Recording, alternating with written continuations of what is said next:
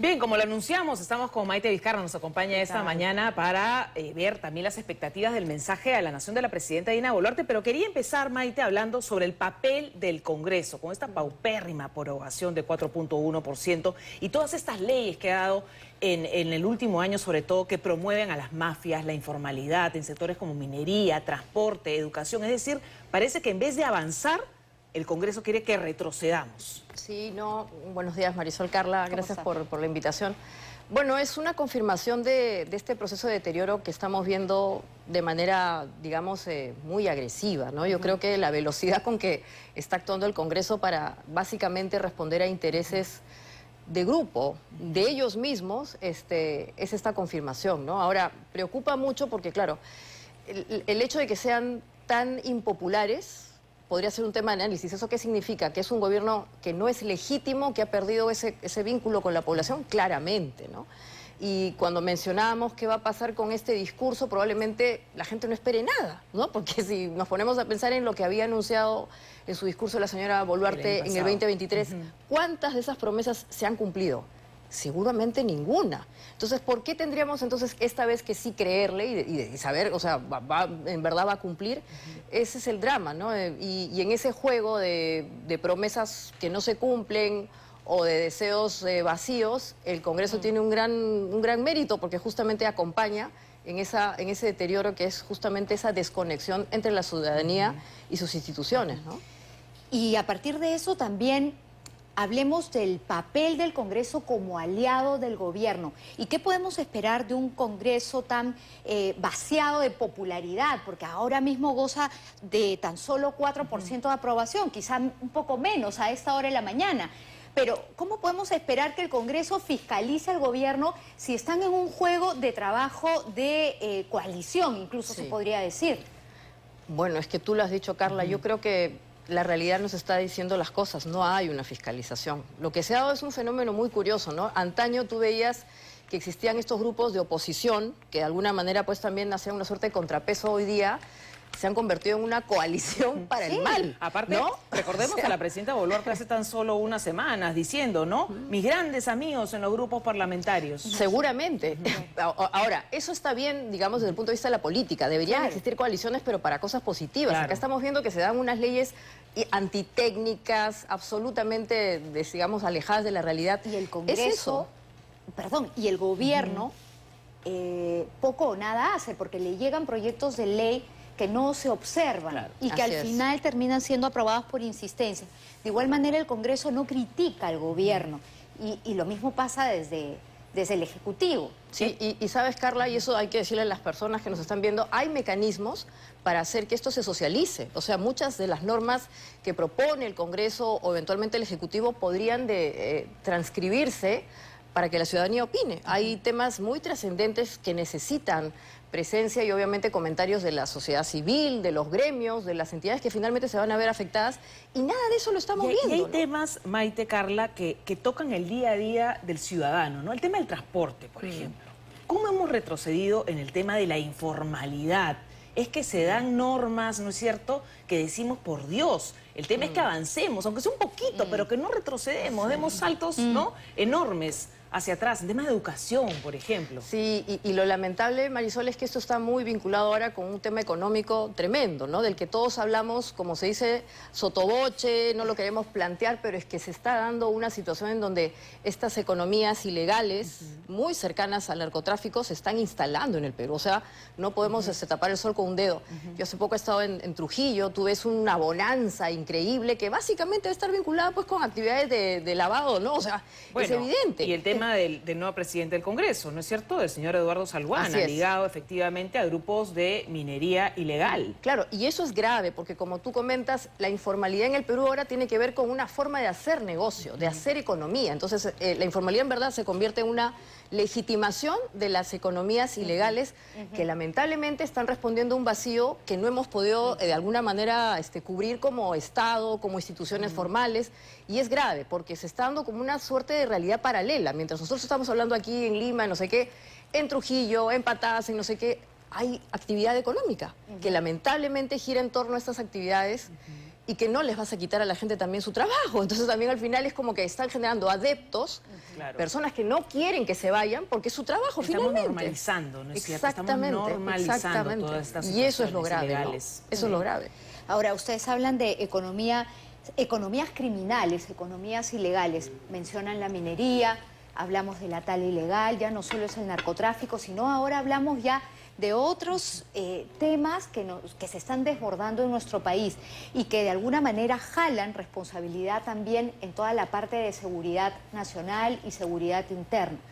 ¿Qué podemos esperar, ¿no?, en lo que resta del año para poder enfrentar estas economías ilegales y criminales? Sí, mira, es un tema muy complejo, ¿no? Porque yo creo que ahí estamos perdiendo la batalla, ¿no? Como estamos diciendo, no solamente se ha normalizado, sino que este tipo de economías responden a un vacío que lamentablemente el Estado no ha cubierto, pero también, seamos autocríticos, las propias entidades formales, los gremios, las empresas no han sabido cómo manejar, gestionar este tema, y obviamente ante eso tenemos que tener respuestas muy rápidas y probablemente muy agresivas en el tiempo, porque nos están ganando la batalla. Yo creo que lo que queda del año es un poco organizar. Hay iniciativas de justamente los mineros formales, por ejemplo, que están empezando a generar estas corrientes de opinión, indicando que, ok, te voy a dar un trabajo, pero esto es como que temporalmente el costo de esto es la trata de personas, la prostitución, la violación de niñas, o sea, la contaminación, o sea, ¿cuál es el costo? ¿Cuál es el costo de que yo tenga trabajo contra todo lo que implica negativamente? Es algo que tenemos que empezar a pensar. Y uno puede decir, sí, pero tengo temporalmente trabajo, tengo con qué gastar, tengo con qué irme en la noche a la discoteca. Bueno, pero el costo de eso es todo lo otro negativo que tú no puedes tapar. Bien, Compañeras, muy buenos días. Así es, ya está iniciándose la sesión del Pleno, esta sesión solemne. La mesa directiva ya está presente. El señor Eduardo Salguana ha ocupado su espacio en la mesa directiva para dirigir esta sesión solemne. Se está tomando asistencia en este momento, los parlamentarios están marcando su asistencia, y luego de completar el quórum necesario para el inicio de la sesión, se dará una serie de protocolos en este tipo de sesiones, como por ejemplo la lectura del artículo de la Constitución pertinente a al mensaje a la nación de la presidenta Boluarte, y luego de esto también se leerá la jura de la independencia y se pondrá a debate o votación la propuesta para la comisión de anuncio. Por ahora, la propuesta que existe es, con la congresista Obando Morgan de Fuerza Popular, Heidenger Ballesteros de APP, Montalvo Cubas de Perú Libre, Paredes Castro de Podemos Perú, Córdoba Lobatón de Renovación Popular, que sería quien preside esta comisión de anuncio, Soto Palacios de Acción Popular, Paredes González de Bloque Magisterial, González Delgado de Avanza País y Gerí Oré de Somos Perú. Esa es la propuesta de comisión de anuncio. Cuando ya inicie la sesión, esa propuesta será sometido a votación, y si se aprueba, pues estos serán los parlamentarios que se dirijan a Palacio de Gobierno para invitar a la presidenta Dina Boluarte para que pueda concurrir al hemiciclo de sesiones del Palacio Legislativo, compañeras. Por este último minuto desde el Congreso de la República, mientras ya tenemos precisamente lo que va a suceder en los próximos minutos. Atención, tenemos a las 10:30, la señora Presidenta de la República recibe a la Comisión de Anuncio del Congreso, pero bueno, ya estamos un poquito atrasados porque son las 10:31. Así es. Luego tendría que la comisión o el equipo de ministros, el gabinete ministerial en pleno, debe dejar Palacio de Gobierno con dirección al Congreso de la República, también para acompañar en su mensaje a la nación a la presidenta Dina Boluarte. Todo esto en simultáneo, 10:30 de la mañana, y es justamente lo que está sucediendo en este instante.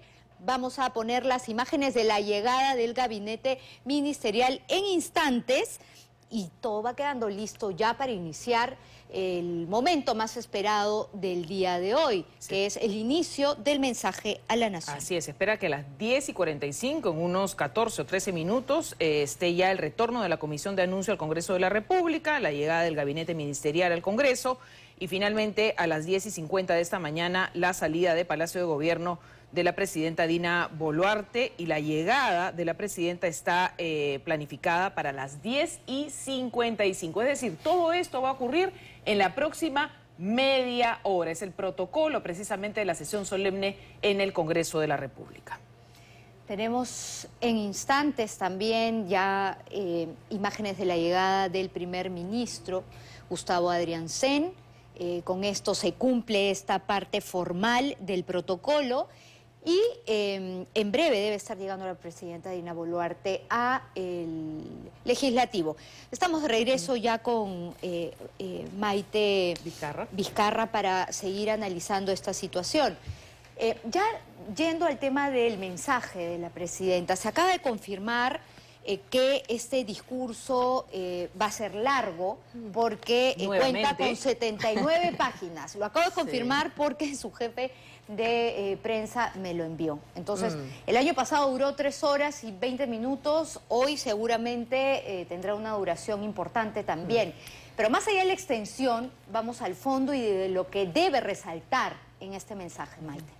Sí, bueno, ella misma creo que adelantó un poco el tono de su mensaje en este aniversario de ADEX, ¿no? Creo que fue la semana pasada. Ella decía que ella iba a tratar de llamar al diálogo, evitar que haya más confianza y que en general sea más propositivo, ¿no? Pero justamente, o sea, ¿cómo pedirle a la gente que confíe en un gobierno que tiene tan baja popularidad, pero además que no da señales de eso, ¿no? De continuidad. Entonces ahí yo creo que, no sé si finalmente lo hará, pero podría de alguna manera también tratar de decirnos qué pasó con esas otras acciones que hoy día parece que no tienen vinculación. Por ejemplo, se ha anunciado este Ministerio de Infraestructura, que trataría de alguna manera de consolidar una serie de esfuerzos independientes que estaban en la PCM, desde el tema de la reconstrucción con cambios que falló, el FONCODES, programas sociales, etcétera.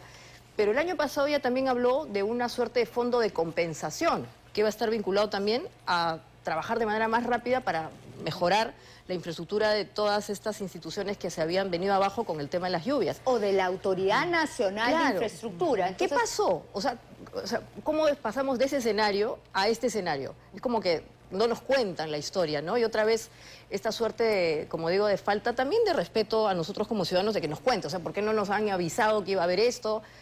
Casi como que ya nos estamos acostumbrando a que no lo va a tomar en cuenta. Además, yo creo que el peruano de a pie lo que quiere es escuchar algo que le solucione el día a día, que le solucione el metropolitano, las obras del metro, las pistas, ¿no es cierto? Saneamiento. Que es infraestructura, curiosamente, ¿no? Es infraestructura. Ahora, por ejemplo, es que es un tema tan complejo porque, claro, se venden los ministerios de infraestructura o también de planificación como ministerios potentes, ¿no? En las democracias modernas son los grandes ministerios porque manejan inversión muy relevante. Aquí están los contratos de concesión importantes y toda la corrupción que hemos visto en el Perú, curiosamente, ha estado vinculada justamente con infraestructura. Entonces, ¿qué controles van a haber respecto a este ministerio para que no pase lo que hemos visto en los últimos 5 años? Pero además la creación de un ministerio de infraestructura, Maite, Marisol, no significa que mañana comenzará a funcionar el Ministerio de Infraestructura. Esto puede tomar incluso hasta 2 años, ¿no? Mientras tanto, ¿quiénes serán los responsables? ¿Quiénes van a hacerle seguimiento a esto? Además, no lo sabemos. Además vemos, por ejemplo, el día a día, ¿no es cierto? La semana pasada se esperaba que desde el MTC se firme la adenda para finalmente empiece el tema del puente Santa Rosa. Era una cosa sencilla, según el ministro. Y ya está en el Ministerio de Transportes. ¿Qué nos hace pensar a los peruanos que un nuevo ministerio va a tener una buena gestión? Que va a solucionar ese tipo de problemas que demoran meses, incluso años.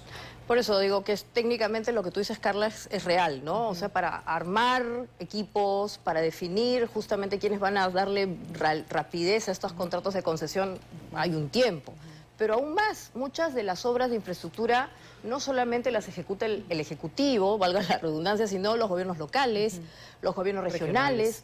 ¿Cuál va a ser ahí la relación entre esas autoridades y este Ejecutivo? Pero va a tener la última palabra a nivel nacional, no va a ser como que el ente rector, porque en la realidad y la lectura final es que voy a crear un ministerio para que pueda hacer la chamba de los otros ministerios que no han podido finalizar absolutamente nada. Entonces es duplicar función, es generar más gasto o es hacer más eficiente el trabajo, ¿no? Y como te digo, siendo que el tema de infraestructura tiene niveles de territorialidad, o sea, hay infraestructura que tiene que ejecutar un gobierno local, un gobierno regional, ¿cómo se van a vincular? Porque al final del día, como tú dices, el ministerio puede establecer las líneas generales, las políticas, pero el que al final del día tiene que solucionarle la pista o la vereda, lo que tú dices, es la autoridad local. ¿Y ahí qué pasa? ¿De verdad le van a dar apoyo? ¿Va a saber cómo ejecutar? ¿Van a tener la voluntad política de hacerlo? No sabemos, ¿no? Entonces, en verdad, no vaya a ser otra vez que suena bien, un ministerio de planificación, como digo.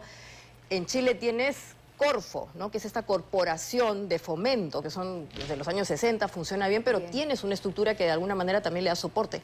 Aquí tenemos esto, o sea, que la infraestructura no es un tema solamente ejecutivo, sino tiene esos espacios territoriales en donde no hay capacidad. Aquiles, en realidad, en nuestro país es la gestión, ¿no? A nivel local, regional, ¿no? Nacional, es el tema de gestión. Otro tema que preocupa muchísimo, de hecho es el tema que esperemos que toque en el mensaje a la nación la presidenta, es el tema de la inseguridad, que vamos a hablar en un minuto más. En un instante eso, pero ahora nos conectamos otra vez con Álvaro Cisneros. Él ya nos cuenta de esta comisión de anuncio que se viene formando en el Congreso, que irá dentro de unos minutos a Palacio a llamar a la presidenta Dina Boluarte a que dé su mensaje a la nación. Álvaro, contigo. Alianza para el Progreso. Compañeras, buenos días compañeras nuevamente. El relator está en este momento mencionando la lista que hace unos momentos les indiqué con los parlamentarios que van a integrar la comisión de anuncio. Esta lista se va a someter a votación por parte del Pleno. De ser aprobada, pues se suspenderá, luego de aprobarse también la comisión de recibo, se suspenderá el Pleno por breve término para que la comisión de anuncio pueda acudir a Palacio de Gobierno e invitar a la presidenta Boluarte para que se acerque al Parlamento Nacional y pueda emitir su mensaje al Congreso. Así es que en este momento se están mencionando los nombres que mencionamos hace unos instantes y vamos a esperar la confirmación tras la votación de los nombres que se están manejando en este momento, compañeras. Ahora, a esta hora ya de la mañana deberían de estar todos los parlamentarios en sus escaños y vemos, Álvaro, algunos asientos todavía vacíos. Hay escaños vacíos, efectivamente. Probablemente algunos tengan licencia por algún motivo. No están los 130 parlamentarios, pero esto ya es una situación bastante repetitiva en el Parlamento Nacional. Es muy poco frecuente ver un hemiciclo con los 130 parlamentarios, así es que vamos a ver si es que algún congresista llega con la sesión iniciada. Ha sucedido antes, así que vamos a escuchar lo que menciona ahora el presidente del Congreso, Eduardo Salguana. Habiéndose dado lectura de los integrantes propuestos de la Comisión de Anuncio y Recibo de la señora Presidenta Constitucional de la República, si no hay oposición por parte de ningún congresista, se darán por aprobadas las propuestas. Han sido aprobadas. Fue aprobada entonces la Comisión de Anuncio y ahora también se va a plantear invitar a los miembros de la Comisión de Recibo, que se trata de los parlamentarios que van a estar en la puerta del Palacio Legislativo recibiendo a la Presidenta de la República, Dina Boluarte. Los vicepresidentes y el Congreso en pleno, la más cordial bienvenida a las autoridades que nos acompañan, al señor presidente del Poder Judicial, a los distinguidos parlamentarios andinos. Se está saludando a las altas autoridades que se han hecho presentes el día de hoy. Ha llegado hasta el hemiciclo el fiscal de la Nación, Juan Carlos Villena, han llegado magistrados del Tribunal Constitucional, ha llegado el jefe de RENIEC, el jefe de OMPE, han llegado parlamentarios andinos, también está el presidente del Poder Judicial y se espera luego de que llegue la Presidenta de la República también sus ministros de Estado, que algunos ya estaban en los alrededores del Palacio Legislativo. Así es que estamos a la espera de la votación y la aprobación de la Comisión de Recibo, que también tiene que decidirse en este momento. Señores congresistas, se suspende la sesión por breve término. Se suspende la sesión por breve término para que la Comisión de Anuncio pueda cumplir con su tarea de invitar a la Presidenta de la República, compañeras. Muy bien, Álvaro, muchísimas gracias por esta Comunicación. Ya está todo listo en el hemiciclo para recibir a la presidenta Dina Boluarte. Nosotros volvemos a este lugar en cualquier momento, pero seguimos conversando con Maite Vizcarra sobre lo que mencionábamos también, Marisol, lo que observabas, ¿no? La poca presencia. Hoy es un día, pues, especial. No podrían no estar los congresistas. Sin embargo, no están. No están todos, ¿no? Entonces, la virtualidad se ha llevado, pues, no solo se ha normalizado, sino ya se ha trastocado por completo y los congresistas han decidido renunciar a sus responsabilidades presenciales, como esta, estar en un evento tan importante, en una ceremonia. No es un evento, sino es algo planificado, creo que con 2 meses de anticipación, pero no están. Y es lo que estamos diciendo, ¿no? Confirma que en verdad el deterioro es enorme al punto de que no les interesa. No les interesa, no tienen ni vergüenza, ¿no es cierto? Esa es la verdad. Y de verdad que lo interesa. hemos visto precisamente con Álvaro Cisneros cuando transmitimos en la noche en 24 horas sobre todo el tema de las interpelaciones. Comisiones ¿no? de interpelación. No van. Es decir, no les interpelan a los interesa. ministros Así y es. hay 2, 3 Así congresistas escuchando al ministro. Y probablemente, Marisol, Carla, quienes manejan el Congreso no sean los que están sentados allí, sino que sean otros superiores políticos que de alguna manera manejan los grupos, las comisiones, definen los temas. Y lo que tenemos son personas utilitarias, digamos, funcionales a intereses superiores y por eso Pero justamente no están allí, a sus ¿no? votantes, a la ciudadanía que los ven, además, ¿no es cierto? Yo he conversado en privado con muchos congresistas y abiertamente me han dicho que han decidido no ir. Algunos porque se sienten hostigados, otros porque no los toman en cuenta. A propósito de lo que tú dices, ¿quiénes manejan en verdad el Congreso de la República? Son los congresistas. Veíamos que un medio, El Foco, captaba la comunicación de un congresista, me parece que de Esdras Medina, con Richard Acuña, a quien le decía, mira, por favor, Richard, te hemos apoyado. Una con otra. Ayúdame a mí, yo te ayudo a ti. Dale la comisión de presupuesto renovación. O sea, el permiso se lo daba pues al... Richard es secretario, me parece, de APP, pero la decisión no la toma la bancada, la toma el partido. Claro, y para no satanizar ese tipo de actividades que son propias justamente del juego político, o sea, hay que hacer coaliciones, hay que negociar. El punto es que hoy día básicamente tienes a 2 grandes grupos o 3, se ha concentrado en muy pocas manos esa capacidad de establecer coaliciones y eso es lo peligroso, que no sabemos para qué hacen las coaliciones, para su propio interés. Claramente no es para el interés del Perú, porque ya tenemos un caso clarísimo, el tema del señor Cerrón. ¿Por qué al señor Cerrón no se lo puede todavía atrapar? Porque justamente tenemos este contubernio entre el Ejecutivo, en fin, ya lo estamos viendo, han habido estas denuncias en las redes sociales, entonces ese es el drama. O sea, no está mal que hagan coaliciones, sino que ¿cuántas manos controlan esas coaliciones? Esperemos, Maite, en unos minutos más escuchar el mensaje a la Nación, que según vemos es larguísimo, 79 páginas, va a ser casi como el año pasado y seguramente estaremos conversando contigo en los próximos días para conversar sobre este mensaje a la Nación de la Presidenta. Marisol, vamos a...